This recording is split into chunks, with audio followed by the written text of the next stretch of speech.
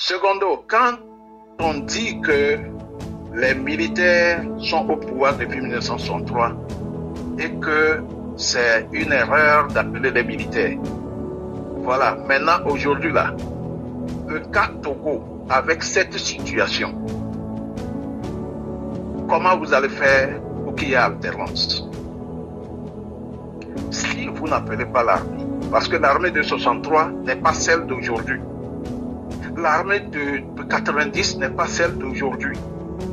L'armée de, je ne sais pas, 2000 n'est pas celle d'aujourd'hui. C'est une nouvelle génération.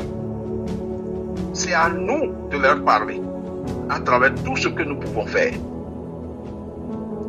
pour leur démontrer qu'ils sont dans la nation et ils doivent être avec le peuple. Et je vous le dis, quand vous passez par le Centre national d'instruction au Togo, c'est un lavage de cerveau.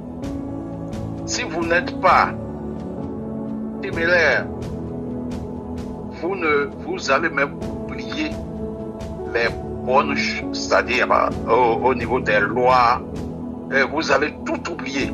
Vous allez seulement travailler avec le règlement militaire.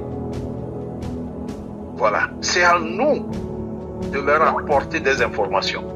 C'est à nous de mettre la pression sur eux. Quand les gens pensent que c'est impossible, je dis qu'on ne dit jamais c'est impossible en politique. L'armée qui était mauvaise hier peut être bonne aujourd'hui. La preuve, au Mali, ce sont les militaires qui sont venus terminer la révolution. Et il y a un adage qui dit qu'on ne fait jamais la révolution sans l'armée. Pourquoi la révolution du PNP et de tous les Togolais, pourquoi nous avons échoué en 2018? Si une partie de l'armée était avec nous, on n'aurait même pas eu le temps d'aller au dialogue. C'est parce que l'armée est restée fidèle au régime que nous étions obligés d'accepter le dialogue. Et pendant ce dialogue, on était en position de faiblesse. On n'était pas sur le même pied d'égalité. D'abord, on a démobilisé la rue. On nous a trompés, on a démobilisé la rue. Et on est allé au dialogue. Au même moment, le régime était avec l'armée. L'armée est là.